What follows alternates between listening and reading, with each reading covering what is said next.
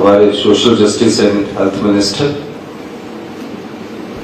Mister Harish Janartha ji, Shimla के MLA, Suresh Kumar ji, ऑरेंज के एमएलए, सभी अधिकारीगण, मंच पर बैठे अतिथिगण, प्यारे फैकल्टी के डॉक्टर्स, सिस्टर्स, प्यारी बेटियों, आज एक राष्ट्रीय स्तर पर सर्वाइकल कैंसर के संदर्भ में टीकाकरण का आयोजन यहाँ किया गया है। उससे पहले सुधा जी ने आपको अपनी बात रखी, हेल्थ मिनिस्टर साहब ने भी अपनी बात रखी।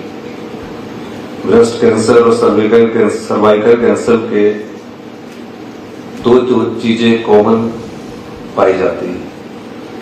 ये निश्चित नहीं है कि 13 से 14 साल की आयु के बीच ही इसको लगाना है। बिफोर मैरिज इसको आप लगा सकते हैं। और मैं चाहूंगा कि इस बार हमारा जो 90 दिन का कैंपेन जो चला हुआ है, इसमें 64,000 बेटियों को हम इस टीकाकरण के माध्यम से पूरे प्रदेश में लगाने जा रहे हैं। इसमें हम सब लोग जागरूक होकर इसमें भाग लें। हमारा ये दायित्व भी बनता है, खासकर डॉक्टर्स का, सिस्टर्स का, और जो पब्लिक रिप्रेजेंटेटिव है, आशा वर्कर्स है, आंगनबाड़ी कार्यकर्ता है, कि उनके लिए एक छोटा सा नोट बनाकर जरूर भेजा जाए, ताकि वो जब परिवार के पास जाए तो उनसे बात करके कि क्यों ये जरूरी है इस संदर्भ में बताया जाए। तो मेरा ये मानना है कि आप इस दिशा में जरूर काम करेंगे। हिमाचल प्रदेश की जनसंख्या जो है वो 75 लाख के करीब है, और पॉपुलेशन के हिसाब से पूरे देश में हम कैंसर के मामले में नॉर्थ ईस्ट के बाद दूसरे स्थान पर है। हमारे पास प्राकृतिक सौंदर्य इतना अच्छा है, आवा हवा इतनी अच्छी है, तो क्या कारण है कि हमारे यहाँ प्रदेश में कैंसर के मरीज बढ़ते जा रहे हैं? हमारी सरकार इस और विशेष ध्यान दे रही है। 3 साल पहले जब हमने सत्ता संभाली थी, मैंने हेल्थ की प्रेजेंटेशन ली थी। मुख्यमंत्री बनने के बाद सभी डिपार्टमेंट की प्रेजेंटेशन होती है, तो हमने पाया कि पिछले 40 सालों से सरकार एक ढर्रे पर चल रही है, उसमें कोई परिवर्तन नहीं हो रहा है। तो हमने व्यवस्था परिवर्तन का नारा दिया, और व्यवस्था परिवर्तन के माध्यम से प्रदेश में नीतिगत बदलाव किया गया। पुराने कानून बदले गए, पुराने नियम बदल दिए गए, और जो आज की परिस्थिति के साथ हमें करना है उस दृष्टिकोण से सोचा गया। और हेल्थ सेक्टर में मैं कहना चाहूंगा, अगर ये हम 5 साल इसी तरह बिता देते तो हेल्थ सेक्टर हमारा और 20 साल पीछे दिल्ली से चला जाता। ये सच्चाई है। लेकिन हेल्थ सेक्टर में मैं इसलिए भी कहना चाहता हूं, मैं खुद भी आपसे जानकारी प्राप्त करता हूं, खुद भी पढ़ता हूं, और कैंसर जो है ये क्यूरेबल है, इसमें कोई घबराने की जरूरत नहीं है, क्यूरेबल है। पर हम डरते हैं इसके नाम से। सही समय पर सही डायग्नोज हो जाए तो कैंसर का इलाज संभव है। पर कैंसर अगर हिमाचल प्रदेश में, हिंदुस्तान में दूसरे नंबर पर है, तो उसको डायग्नोज कैसे किया जाए, पता कैसे लगे? उसके लिए कौन सी टेक्नोलॉजी हमारे पास है? आपके पास जो हिमाचल प्रदेश की राजधानी का, जहां हम सब लोग रहते हैं, बचपन से रहते आए हैं, एक ही हॉस्पिटल है आईजीएमसी। पिछले 1.5-2 साल से लगातार फैसले करते जा रहे हैं, और फैसलों के माध्यम से हम अपने हॉस्पिटल को, आईजीएमसी और टाटा को अपग्रेडेशन की तरफ कर रहे हैं। डॉक्टर जानते होंगे कि किस प्रकार के इंस्ट्रूमेंट उनके पास है। डॉक्टर अच्छे हैं, पूरे हिंदुस्तान में आईजीएमसी के डॉक्टर अपना नाम कमाते हैं, लेकिन एक सोच से एक विचार निकलता है, उस विचार के माध्यम से आगे कार्य करने की एक गति मिलती है। तो हमने सोचा, और हेल्थ सेक्टर में हम बहुत ज्यादा व्यवस्था परिवर्तन करने में लगे। आपने देखा होगा नर्सिस की सीट्स को हम इंक्रीज कर रहे हैं। पैरामेडिकल में जो हमारे एनेस्थीसिया के थे या रेडियोग्राफर्स थे, इन सब चीजों पर ओटी थे, हमने 18-20 से बढ़ाकर 50-50 सीट्स कर दिया है। वो इसलिए किया है, डिमांड ज्यादा है, सप्लाई कम है। आने वाले समय में 1-2 साल में इनकी संख्या अच्छी हो जाएगी। ये तो हम स्ट्रेंथनिंग कर रहे हैं स्टाफ की, और जो अपॉइंटमेंट कर रहे हैं वो भी स्टाफ की कर रहे हैं। लेकिन टेक्नोलॉजी कौन सी है आपके पास? 10 साल बाद कोई भी मशीन है, जनरेशन वैसे ही चेंज हो जाती है, या मशीनें 10 साल से नहीं 20-20 साल से पड़ी हुई है। कल हम MRI थी टेस्ला का उद्घाटन करने गए तो 19 साल पुरानी मशीन है। अब 19 साल पुरानी मशीन से डॉक्टर कितना टाइम लगाएगा आपको डायग्नोज करने के लिए? उस समय के अनुसार सोचिए। डॉक्टरों ने नहीं हमसे मांग की, और कोई पेशेंट भी हमारे पास नहीं आए। नहीं तो हर चीज की डिमांड होती है, डीए की डिमांड में स्ट्राइक हो जाती है, और चीज की डिमांड में स्ट्राइक हो जाती है, लेकिन टेक्नोलॉजी के मामले में कभी कोई हमारे पास नहीं आया। इसका ये मतलब नहीं कि कोई डिमांड ना करे तो हमें नहीं सोचना। जो आम आदमी की समस्याओं को सोचकर आगे बढ़ती है सरकार, जहां आम आदमी की पीड़ा होती है, दर्द होता है, उसको समझकर आगे बढ़ती है और उस हिसाब से फैसले करती है, उसी को व्यवस्था परिवर्तन कहते हैं। और हमने अपनी सोच के अनुसार, लोगों की सोच के अनुसार, हमने MRI थी टेस्ला IGMC में लगाई। रोबोटिक सर्जरी नॉर्थन इंडिया के किसी भी 5 मेडिकल कॉलेज में, कल ही मुझे रोबोटिक सर्जरी के मामले में सूचना मिली। नॉर्थन इंडिया जाए, हरियाणा, हिमाचल, पंजाब, उत्तराखंड, हिमाचल के छोड़कर 5 मेडिकल कॉलेज में जो एम्स में सुविधा रोबोटिक सर्जरी की मिल रही है, वो हिमाचल प्रदेश के इन 5 मेडिकल कॉलेज में मिलने जा रही है। और IGMC में इस 10 तारीख को मैं उसका शुभारंभ भी करने जा रहा हूं। इससे पहले हमने इसको कहां लाया? एक बदलाव था सोच का।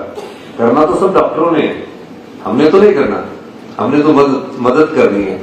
अभी चमियाना में तकरीबन 150 के करीब ऑपरेशन हो चुके हैं रोबोटिक सर्जरी के, और 100% अभी तक जो भी पेशेंट इलाज करवा के गया है क्योरेबल है। अगर इसी रोबोटिक सर्जरी का एक ऑपरेशन आप बाहर करवाओगे, मैं देखता हूं कई बार सोशल मीडिया में चला होता है कि इतने पैसे देने पड़ रहे हैं, उतने पैसे देने पड़ रहे हैं। मैंने खुद रोबोटिक सर्जरी हुई है, और जब मैं रोबोटिक सर्जरी करवाने मैक्स 40 में गया दिल्ली में, तो मैं पहुंच गया। मैं आपको अपनी घटना सुनाना चाहता हूं। तो उन्होंने कहा कि पहले मेरे बैंक की लिमिट थी कार्ड की 1 लाख से ज्यादा, मैंने इंक्रीज नहीं करवाई। मैंने 1 लाख दिए कि एंट्री हो जाएगी। कहते नहीं, आपको यहाँ 4 लाख रुपया पहले एडवांस में जमा कराना पड़ेगा, तब आप गेट में कर जाओ। तो मैंने उस समय अनुभव किया कि प्राइवेट हॉस्पिटल में जब एक आम आदमी जाएगा तो वो तो जीवन भर कर्जे के नीचे ही डूब जाएगा। वो कभी सोच भी नहीं पाएगा कि मैं कभी बिल्कुल ठीक होने के लिए अच्छा इलाज कर पाऊं। उसकी क्षमता जेब की इतनी नहीं होगी। इसीलिए हमने कहा कि जितने भी सरकारी हॉस्पिटल में जहां आम लोग आते हैं, गरीब लोग आते हैं, जिनकी जेब में जितनी क्षमता होती है उसके हिसाब से लोग आते हैं, मिडिल क्लास लोग आते हैं, उन मेडिकल कॉलेज को एम्स की तर्ज पर मजबूत किया जाएगा। इस दिशा में हमारी सरकार कार्य कर रही है। और रोबोटिक सर्जरी के मामले में के अलावा जो ये MRI थी टेस्ला आ रही है, कल ही हमें पता लगा कि 10-10 साल वाले अल्ट्रासाउंड पड़े हुए हैं। मैंने कल ही कहा कि इनको भी चेंज करना है। फाइनेंस से ऑब्जेक्शन आता है कि पैसा नहीं है, RDG कटी है। मैंने कहा पैसे का इंतजाम हम खुद करेंगे, लेकिन मैं कहना चाहता हूं कि IGMC में अगले 7-8 महीनों में जो हमें परचेजिंग में टाइम लगता है, हम world class technology high and लेने जा रहे हैं और उसमें खर्चा करने जा रहे हैं। और अगले 3 वर्षों में, ये तो है मेडिकल कॉलेज के फेज 1, जितने भी जोनल हॉस्पिटल है, हमारे आदर्श स्वास्थ्य संस्थान है, हमारे PSC है, हमारी CSC है, उन सब में वही टेक्नोलॉजी पे हम खरीदने जा रहे हैं। 3000 करोड़ रुपया हम हेल्थ सेक्टर में खर्च करने जा रहे हैं। ये 3000 करोड़ रुपया जो नई पीढ़ी यहाँ नई बच्चियां बैठी है वो उसको समझेगी, उस टेक्नोलॉजी के साथ समझेगी।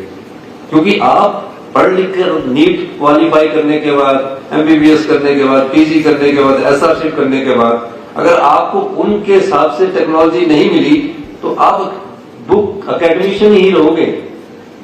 तो इसलिए knowledge is nothing without action, यानी कि जब आपको नॉलेज आए तो उसको एक्शन करोगे तो आपको उसमें अच्छा कार्य करने की क्षमता रहेगी। लेकिन वो कब आएगी? जब आपके पास टेक्नोलॉजी होगी। करने में तो हम बहुत अच्छे, हमारा एनवायरमेंट और हमारी संस्कृति हिमाचल की ऐसी है कि हमारे में हॉस्पिटलिटी बहुत ज्यादा है, तो ये हम इसमें करने जा रहे हैं। हाई एंड एडवांस लैब जो एम्स में अभी स्टैब्लिश हुई है उसका हम टेंडर जल्दी करने जा रहे हैं। 6 महीने में 3 मेडिकल कॉलेज में लग जाएगी और सीट्स भी हमने इंक्रीज करने जा रहे हैं।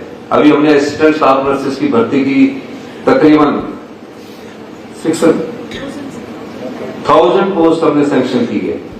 फिर स्टाफ नर्सेस की अभी हमने पोस्टें सैंक्शन की है, अभी राज्याचार्यों से। ओटी की हमने पोस्टें सैंक्शन कर दी है और असिस्टेंट प्रोफेसर की 60 के करीब हमने पोस्टें सैंक्शन कर दी है। और कैंसर हॉस्पिटल हम 9 जून का वर्ल्ड क्लास कैंसर हॉस्पिटल हम 300 करोड़ की लागत से हमीरपुर में बनाने जा रहे हैं। वो वर्ल्ड क्लास होगा, आप कहीं भी जाएंगे आपको यह सुविधा मिलेगी। और अगले 5 साल में हमारी सरकार हेल्थ टूरिज्म को भी बढ़ावा देने की दृष्टि से कार्य कर रही है। क्योंकि हमारे जितने बच्चे निकलेंगे उनको कहां लगाना है, एक समय में तो स्टैग्नेशन आ जाएगी। तो कई हमें इंस्टीट्यूशंस टूरिज्म के माध्यम से भी आगे बढ़ाने की हम कोशिश कर रहे हैं। तो बहुत ज्यादा परिवर्तन हम कर रहे हैं और कोशिश रहेगी, आप लोगों का भी साथ रहेगा। कई बार थोड़ी नाराजगी आपको जरूर हो जाती है, तो लोकतंत्र में ये होता भी है और लोकतंत्र की विशेषता है कि विरोध होना भी जरूरी होता है, फिर उसमें सहमति बनकर आगे भी बढ़ा जाता है। मैं इस बात का मैं सभी को एश्योरेंस देना चाहता हूं कि आपके मन में कोई भी विचार आए, चाहे किसी भी प्रकार का हेल्थ से संबंधित, उस विचार को आप सरकार को बता सकते हैं। सरकार आपके सभी कार्य को करने की क्षमता रखती है। तो ये केवल हेल्थ सेक्टर में नहीं हो रहा है। आप सोच रहे हैं, अभी आप गवर्नमेंट स्कूल देखोगे, अभी इस वर्ष हमारे 4 गवर्नमेंट स्कूल आ जाएंगे। कई गवर्नमेंट स्कूल में स्विमिंग पूल बनाए जा रहे हैं। आप पहली बार गवर्नमेंट स्कूलों में देखोगे